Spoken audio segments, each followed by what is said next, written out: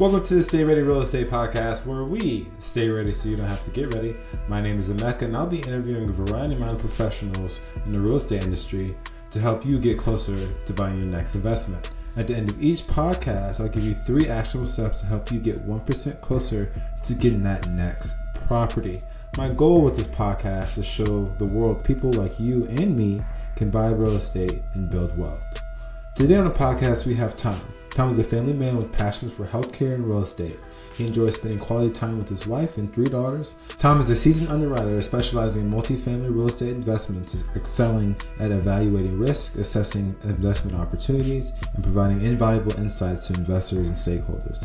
Tom is the CEO of Real Sense Organized, offering dependable bookkeeping services for long and short-term rentals to reduce stress, save time, and save money. He is also the COO of Equity Flip, financial partners for flippers that cannot obtain funding by themselves. Let's listen to Tom. All right, Tom, you want to tell the world a little bit about who you are and what you do? Yes, sir. Good morning. So, Tom Latuga from Buffalo, New York. Pharmacist by day, real estate investor on the nights and weekends, and have expanded that to other business venture opportunities as well. Let's see, been a pharmacist for 14 years, real estate investor for about 4 now, and not too common. I actually started investing long distance first, mostly to separate myself from the tenants and toilets and you know, all the fears that come with investing in real estate, and that way just kind of let the professionals handle it. And then slowly changed that up and started investing in my backyard. And then now, as I'm evolving into commercial real estate specifically, that has gone back to the long distance model, just not to close off any opportunities for myself.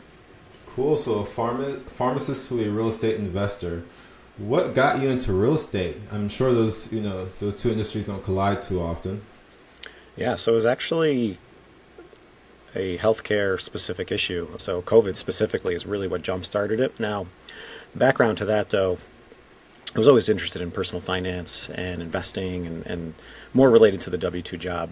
And then all of my friends were just talking about real estate and this and that, and things were getting, extra exciting between the years of 2015 and I guess 2019. And so I started to study real estate and thinking, I'll dabble in this at some point. But then COVID hit.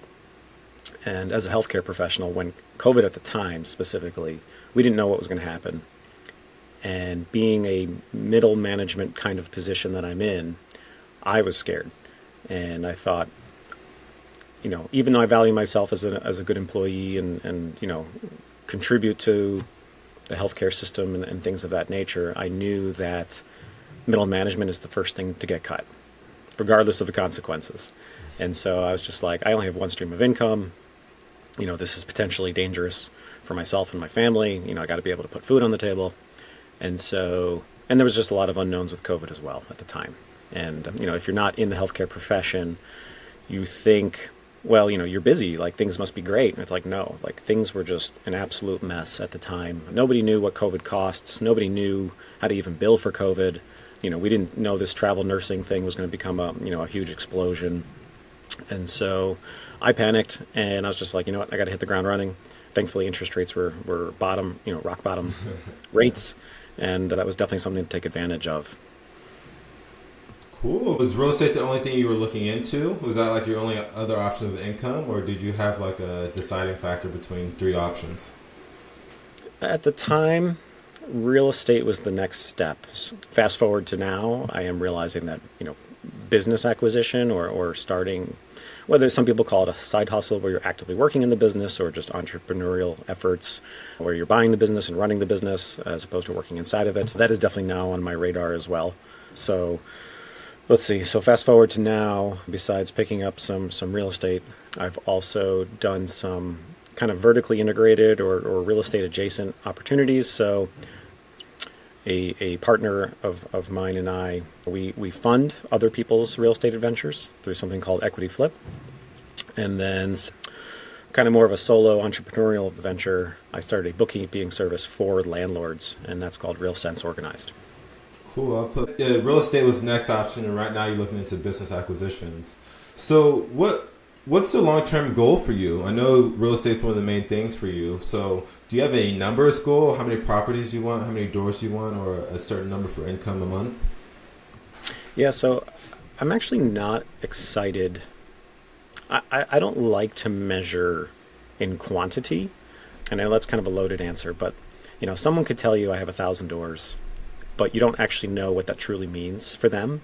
Quality is also a very large component of that. 1,000 Class D war zone type properties is very different than 1,000 Class A multi-million dollar, you know, middle of a urban city kind of, just development opportunity. So, you could just have very large swings in what that truly means. So I think for the individual, whoever's listening to this, it's really more about maybe a specific dollar cash flow goal or just kind of work-life balance goal. And so for me specifically, I'm still climbing that mountain where I'd like to just replace my income at the moment, or at least supplement that income.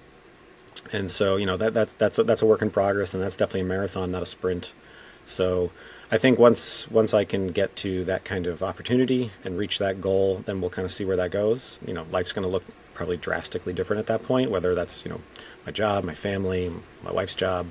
So it's that's my immediate focus at the moment. I love it. And what are the main benefits that you see with real estate besides replacing your income? Well, there's definitely a lot of life flexibility, whether that's physically acquiring real estate long distance, as I've said I started with. That could be vacation homes where you're kind of traveling all over, and not only is it a potential tax deduction, but you're also, you can do whatever you're doing to make income and traveling the world, or just, enjoying life, or, experiencing those opportunities. Eventually, I think once it's, abundant enough to make sense and I don't need the income anymore, there's definitely opportunities in life just to give back, whether that's giving forward to the next newer investor, charities. There's just so many different ways to give back to the world. With real estate, there's many options. You just mentioned Airbnb or, traveling or whatnot. But you also mentioned that you invested not from where you're from, long distancing. What was that first investment for you? What position were you in? Was it a flip?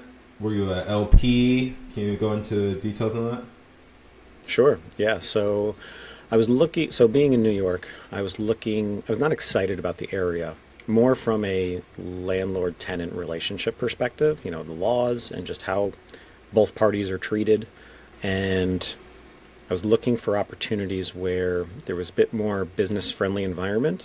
Some people will kind of label that as a red state. Some people will label that as a more conservative or maybe Republican political kind of a spectrum. And so I was looking more in the Midwest. At the time, again, cash flow was kind of my priority, regardless of the type of property. And so I was looking in the Midwest. Cash flow was very abundant. Property appreciation is not as much of a factor at the time. And so I was looking at Arkansas. It's probably one of the top three of my goal at the time. And I started long distance, single family. Was very popular in that area that I was looking in. And I liked the argument that when you have one tenant in a single family, they take all responsibility for utilities, so you don't have to worry about anything staying in the landlord's name. That can be a problem with some multifamily type properties, depending on the situation. The long distance, in terms of utilizing the professionals, so the property management, they handle the day-to-day. You can't drive 1,200 miles and, go fix the toilet yourself. And then how I acquired the property was I actually tapped into a home equity line of credit. So I was using essentially somebody else's money, the bank's money. Again, rates were rock bottom at the time. And I purchased the home cash. It was about $75,000. And so that made the purchase much easier, much more aggressive offer, just to say, here's a cash offer. Don't have to worry about lending terms or anything like that, waiting for someone else's approval. It was literally just wire the money, wait for title to clear, and you're closed. And I think this was super quick. This was like literally 6 or 7 days, almost to the point where I was like, I don't know if I can get the money there fast enough. That happened very, very quickly. So bought it for 75, estimated about 20,000, 25,000 in expenses to kind of fix the place up, both interior, exterior work, new flooring, kitchen, the bathrooms, the usual stuff. And got it appraised. And this is kind of more of the BRRRR method that a lot of people talk about in the real estate world. And so got it appraised, went back to the bank and said, hey, this appraised for $135,000. They offered a 75% loan to value, and essentially got a check for, I believe, somewhere between $95,000 and $97,000, if I remember correctly. So if you do that math, I almost refied every last dollar that I put into this. So essentially a free rental property, spitting out a little bit of cash flow, appreciating, initially forced appreciation, but that will continue as years go on. Principal pay down on that loan that's not coming from my pocket. And then that's when I got bit by the real estate bug. I was like, okay, this was scary the first time around, but now it's like I can do that again. And so then I did it 2 more times within the span of 6 or 8 months. And so I just bought, 3 single families, boom, boom, boom. Did the exact same thing I just described, put a little bit of my extra money into it to fix it up, get appraised, go back to the bank, refi all my money out, and just planted these little seeds. And they're going to grow into these bigger trees as the years go. And the rest is kind of history. That's amazing. So during COVID, you found real estate. That was a way to make an extra income. And then you also mentioned it was a little bit scary for you. And then once you did the deal and you realized how amazing it was, you got the bug. What was scary for you? Were you worried about something particular? I'm assuming you weighed the risk. What risk were you afraid of? So part of it was the distance, dealing with a new established network, trusting the people that were what I would consider boots on the ground. I definitely took a lot of word of mouth recommendations, referrals, things of that nature. But, you're sending large amounts of money across the country, and you can't easily just walk down the street and go check on it. And so there's a lot of, potentially a lot of risks. Maybe some of that is fear in my own head. But, even just dealing with the contractors, you're sending, relatively large checks compared to the value of the property of, $10,000 at a time, in phases and draws. And you just never know when they're going to get up and walk away. But, you trust but verify. You rely on independent third parties to check that work as well, besides just yourself. So whether that's a different individual, different professional, whatever the case may be. In this case, I was using my property manager, which had no relationship to the contractor. And, they would tell me that I would ask for updates. I would say, hey, this is what I'm paying for next. This is what's supposed to be done. Can you please confirm, check on the property? And the property manager also had aligned interests with myself as the owner, because their job, as soon as the rehab is done, is to actually rent out the property. And so therefore, if the quality of work is not done to their standard, they look bad as well. And so again, our interests are aligned. They want a great result as well, so that way they don't have to worry about finding a tenant and doing that thing. So trust but verify, relying on your network, making sure not to put all your eggs in one basket, whether that's, trust, that trusted party or what have you. Those all-in-one companies that are out there, you just got to be a little bit more judicious in your trust, just because, when they all work for the same person, they could all equally screw you. So you just got to be careful there. But yeah, so fear in terms of distance, fear in terms of it's just new, so it's uncomfortable. And then fear in terms of sending large amounts of money just, to kind of strangers. So cool. So let's say I'm listening from California and I can't afford where I am. And I really like Kansas City, but I don't know anyone in Kansas City. So how am I going to find that person to trust so I can, buy for cash flow like you did? Yeah. So this is exactly what I did. I went on Facebook, or any kind of social media platform, but Facebook is very popular for groups and small communities. And I literally just typed in the city, real estate investor, and you get 2 to 5 hits probably of different groups of types of investors operating in that area that you're interested in. So Kansas City, real estate investor, and see what groups pop up. Join all those. Tell them you're a long distance investor, and you say, hey, I'm looking, start at the beginning. I'm looking for a real estate agent that works with investors. Who do you recommend? And you will get a list of everybody and their uncle, dropped in those comments. But take note of who gets listed. And you're going to see the same names pop up over and over and over again. Those are at the top of the list. Call those people. And I spent probably over 100 hours networking over the phone. And you just kind of come up with some interview questions, have some conversations, see what feels natural. Some of them are going to BS you. Some of them are just going to, give it to you straight, and kind of just depending on what you want to hear. And, I'd kind of keep that list going. Never remove anybody from the list per se. You might want to just move them down the list, because you never know when your favorite is going to ghost you. They're going to disappear. Life's going to change, whatever the case may be. Strategy might change. And then I ask them for the next referral. So if you're talking to an agent, hey, I'm looking for a property manager, or I'm looking for a contractor to work with, that can fix up these properties. Who do you recommend? And again, do the same thing. You get your laundry list. The real movers and shakers, a lot of them know each other. Investing is a very, very small world, especially when you get down to the city level. And you'll get those same names over and over again. And then rinse and repeat. Interview, whittle it down to whatever your criteria are. And the rest is kind of history. So how long should it take me to get to know someone? Because I've seen on Facebook posts, people are literally asking for partners and kind of just meeting and giving money. So how long would you recommend to talk to somebody before you get into bed with them? Because once you're in an investment, you sign that legal paperwork. Y'all are in it together. Your money is tied. So for you, and how long? Well, let me ask you this: how long did it take you to trust the people that you worked with? Sure. Well, I think we're talking about two slightly different things. The process that I'm describing is more about establishing kind of just business relationships where you're hiring someone for a job, and that can change, one from one job to another.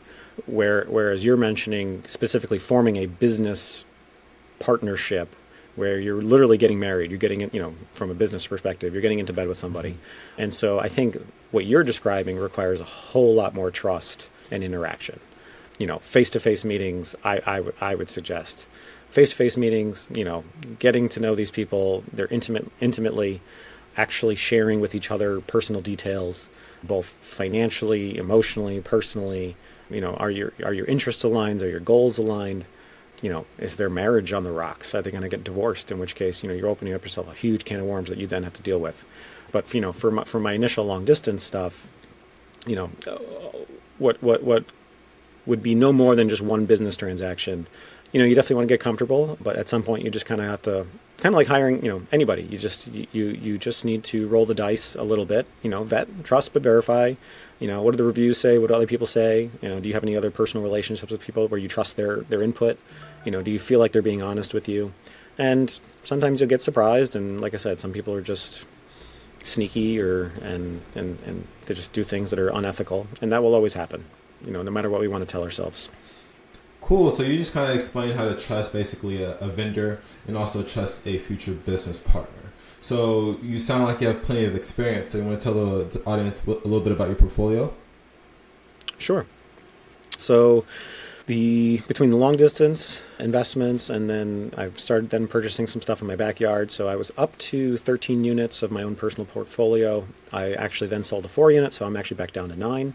And then when I sold that one property, I turned that into an LP investment, or a limited partnership investment, so like a silent partner, into a 72-unit Class A multifamily apartment building, which is a pretty cool thing to experience. And so I have a mix of my own stuff. I have a mix of a glorified partnership, though I'm just, again, passive, so I'm kind of along for the ride. And then I have a business partnership for that equity flip that I mentioned briefly earlier, where we fund real estate for other people that want to flip homes. That's a business partnership with a gentleman that I've met multiple times. We have very aligned values. We've known each other for multiple years, and it's to the point where, yes, we have our documentation together, but like, I would have no problem giving him my firstborn and saying, "Here, watch her, and I'll be back." So there's a mix of experiences there. So you have single family homes. You have different streams of income in all different kinds of ways. And you're an LP. So can you explain a little bit about what an LP is and the benefits of that for someone? So there's a lot to unpack here, but for the sake of time, essentially what happens is you're trusting someone that's called the general partner or the sponsor. Someone's kind of leading the project, and they're in complete control. And that could be a single person, that could be a team of people, depends on how big the project is. And they're running the deal. They're operating everything from start to finish.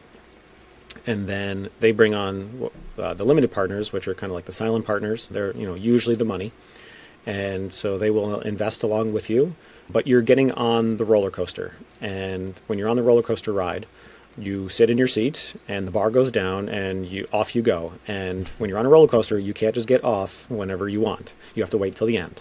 And so the sponsor or the GP is the actual roller coaster. Maybe they're operating the ride, and then you're just in the seat going along for the ride. So when you're busy, when you're maybe not interested in real estate, in terms of the active side of things, you got a family, you got a busy W-2, maybe you've got other priorities in life. You'd rather just, be out boating or doing hobbies. Maybe you're not super busy, you're just not a priority for you, where you want to just spend time doing it.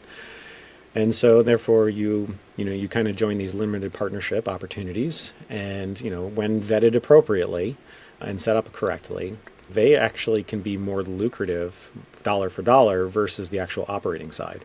Usually the splits are in more favor of the actual investor, the financial investor, as opposed to the operator. And so therefore, some people just call it mailbox money. You send your initial investment in, and then the operator does their thing. They take care of the property. Hopefully they're improving value or improving operational efficiency, whatever the case may be. And then they send you distribution checks on a regular basis, as predetermined by the paperwork. And you just get these checks in the mail. And when everything's said and done, they sell the property, or they refinance, or maybe keep it forever. And you have a percentage of ownership, and it's in their hands. So I know there's some stocks out there that gives dividends, and to people who don't know much about real estate but they know about the market, they might say, well, it's the same thing. Could you explain to me why you think that real estate is better? Sure. I think they're different. I am biased that I do like real estate now that I've had lots of exposure to it, but I think it serves a different purpose. So what's really cool about the real estate component is the fact that you get to use leverage. And with very few exceptions, real estate is an opportunity where you can borrow money and buy something. You usually can't do that with stocks. And you can't go to your local bank, tell them, hey, I'm going to borrow $100,000 and I'm going to go buy Apple stock, or insert whatever stock you want, whatever company, and they're just going to laugh at you. That makes zero sense. But you go to the same thing, you say, hey, I'm going to borrow $100,000, I'm going to buy a house. They're like, sure, absolutely, let's sign you up. Well, they know that it's with appropriate vetting, that it's a relatively good investment opportunity for them, in addition to you. And so real estate is a lot more safe. It's generally considered a hard asset. The bad thing with stocks, especially when we talk about the public stock market, is that can be wild swings up and down. Usually the company's interests are relatively short-served, short-sighted. They want to make profit this quarter. Real estate is a very long game, where the idea is you want to make money, but you also want to build wealth over a long period of time. And so the investment horizon is very different. That's why I think they're just different investment opportunities. But if you ever wanted to get really into the weeds, where you're looking at, okay, so those dividends that you're talking about, the percent of dividends that they'll spit off is relatively low to the value of the stock. Real estate can spit off a whole lot more cash flow, or the equivalent of dividends, at a lot higher value compared to the value of the property. So there's definitely a lot of different opportunities there, but I like the real estate, with the exception of 2008. Like, real estate values, you have to really do a lot of things wrong for values to go down drastically, versus you watch the stock market and it's just up and down and up and down and up and down. You get whiplash. So I think it's a different type of investment, but it's generally a very steady investment. I don't want to use the word stable, but steady, and relatively predictable if you know what you're doing. Oh, for sure. And I love how you say real estate's a long time game, because I'm sure some people are thinking that, it's a get rich quick. Although there's ways to make money fast, maybe wholesaling, which way would you recommend is the best for the long haul? Nothing beats true ownership. So when possible, own it versus just controlling it, or just trying to do a quick flip. Don't get me wrong, the fastest way to make money is probably flipping, but it's also the fastest way to go broke. So high risk, high reward. So nothing beats good old ownership, whether it's just land, actual property. I mean, land is not getting any bigger for the most part. So values will only continue to go up. It's usually tied to inflation. So as the cost of everything goes up, real estate goes up.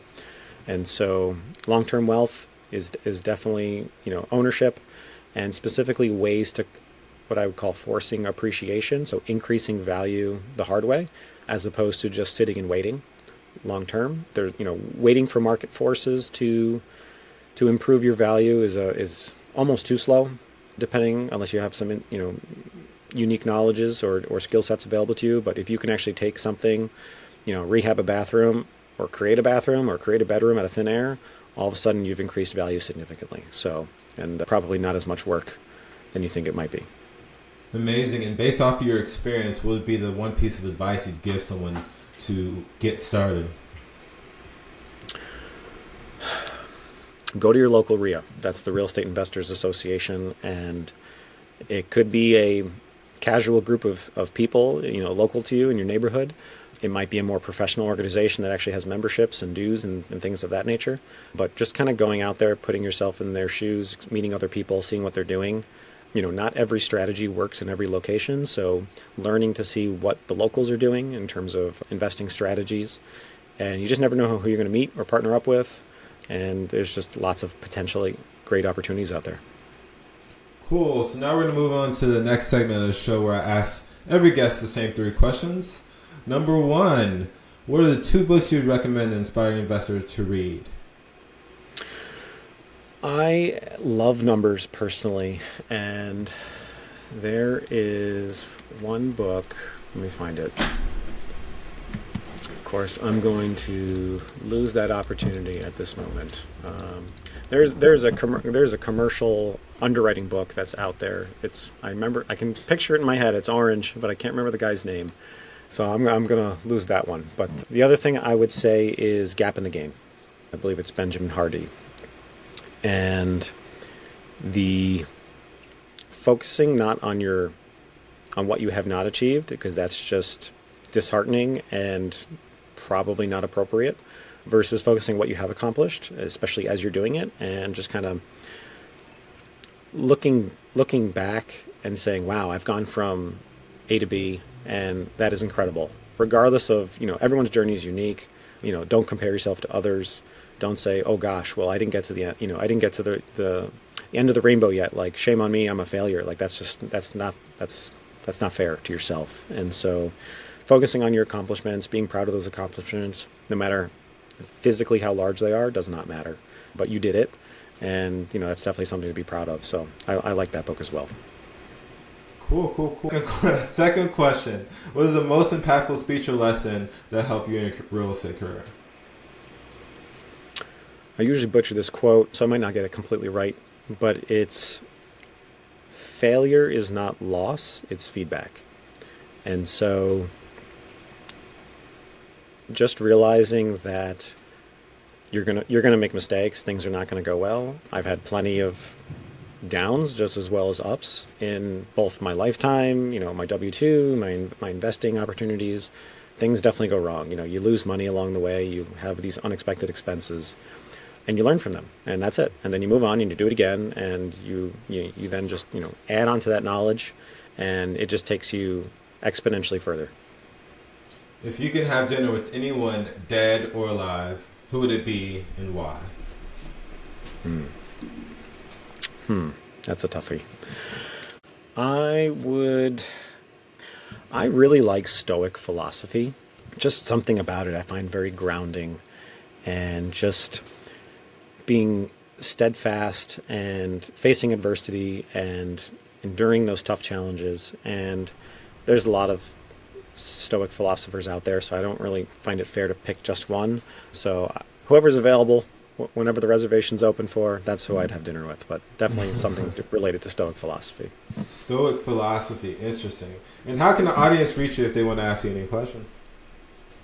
Yeah, so you can probably just find me on social media. However, my bookkeeping service for landlords, Real Sense Organized, is probably the most well set up in terms of actually making appointments and talking to me, reaching out.